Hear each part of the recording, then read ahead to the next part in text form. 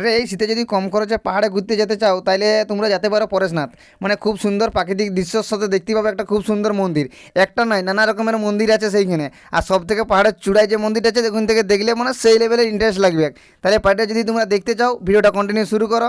সব কিছু গাইডলাইন দেওয়া আছে, কত টাকা খরচা হবে আর খুব কম খরচের মধ্যেই যাওয়া যাবে। তাহলে পাহাড়টা ভিডিওটা শুরু করা যাক। প্রথমে আমরা চলে এসেছিলাম চন্দ্রকোনা রোড, আর চন্দ্রকোনা রোড থেকে আমরা টিকিট কেটেছিলাম নেতাজি সুভাষচন্দ্র বসু গোমো স্টেশন। আর ওইখানে আমাদের টিকিট ভাড়া নিয়েছিল প্রায় 80 টাকা করে 5 জন, মানে দুজন ছিলাম 160 টাকা। ট্রেনটা আমাদের পছন্দ কারণ ট্রেনটা পুরো জেনারেল ছিল, আর ট্রেনটা আসতেই আমরা ঝটপট চাপে গেলাম। আর জেনারেল মানে বুঝতেই পারছো পুরো ফাঁকা ট্রেন, মানে বসে আর করে ঘুমাই সব রকমভাবে যাওয়া যাবে। সিটের কোনো তো অভাব নাই, মানে যেরকম যে দেখছো যে যা যেরকমভাবে যেতে পারবে, কোনো প্রবলেম অসুবিধা কিছু হবে না, বুঝলে। আর তারপর জেনারেল ট্রেন মানে একটাই খাবার তো কোনো অভাব হবে না, যা লিবে ঝালমুড়ি সিঙ্গাড়া চপ যেটা পারবে দবাড়ে দিবে। আর পার্টির এইটা মনে রাখবে, বাইরে যাচ্ছ দবাড়ে দিলে হবে না, সামলাতে হবে, পেটকে সামলাও আর চুপচাপ চলো। আর কীভাবে যাই আমরা দেখতে থাকো। তাইলে আমরা খাঁয়ে পিঁয়ে আস্তে আস্তে আমরা পৌঁছে গেলাম নেতাজি সুভাষচন্দ্র বসু গোমো স্টেশন। আর এইখান থেকে দুটো জেনারেল টিকিট কাটিয়ে নিলাম পরেশনাথের জন্য। আর এইখান থেকে আমাদের পড়লো সামথিং 30 টাকা করে, দুজনের 60 টাকা।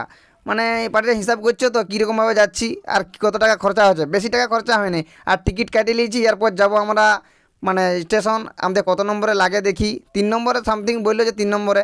দিয়ে চা তা হালকা করে খাই নিলাম, দিয়ে এইখান থেকে আমরা ট্রেন ধরবো। ট্রেনের অপেক্ষা, দেখা যাক কখন ঢুকে ট্রেন। এই ট্রেনটা কিন্তু জেনারেল লয়, এটা হচ্ছে এক্সপ্রেস ট্রেন। আর এটা 4টা কামরা ছিল জেনারেল পিছন ধারে, তো এটা আমরা চাপিয়েছিলাম। সেরকম একটা ভিড় থাকে না, ফাঁকা ফাঁকা। আর এই স্টেশন থেকে তো ডাইরেক্ট পরেশনাথে যেয়ে দাঁড়াচ্ছিল, মানে কোনো অসুবিধাই হয়নি, আধা ঘন্টার মতো লাগিয়েছিল এক্সপ্রেস ট্রেন। পার্টি আমরা পৌঁছে গেছি পরেশনাথে। আর এইখান থেকে আমাদেরকে ধরতে হবে মারুতি কিংবা টাটা এসি, ওই ট্যাকার জাতীয় কিছু ধরতে হবে। আর এইখানে দেখছি শুধু মারুতি আছে, মানে আমাদেরকে মারুতি ধরতে হবে। আর তা মারুতি পাই গেলাম 70 টাকা করে পড়েছি আমাদের দুজনের, 140 টাকা মারুতি। মানে সেরকম একটা ভাড়া লয়, মানে রাত বলে বললো 70 টাকা, দিনের বেলায় হয়ে যায় 50 টাকায়। কিন থেকে আমাদের হাঁটা শুরু হবে, মানে দেখা যাক। তাইলে তোমরাকে দেখাচ্ছি খুব কম খরচে খুব সহজে চলে আসতে পারবে। আর এইখান থেকে আমাদের আসল হাঁটা শুরু, পুরোপুরি অন্ধকার।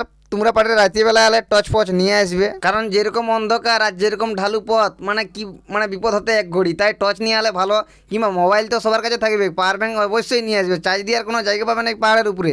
তার সাথে তোমরা নিয়ে আসবে সোয়েটার, মানে কানে দেওয়ার টুপি, কারো মাফলার, মানে যে খুশি আনতে পারো। আর রেনকোট তো অবশ্যই আনবে, নাহলে কিনতে হবে, কারণ এইখানে যে কোনো সময় বৃষ্টি পড়ছে। আর যত পাহাড়ের উপরে উঠবে কুয়াশ প্রচণ্ড, তাই রেনকোট আনাটা বাধ্যতামূলক, আনলে ভালো হয় আর কি।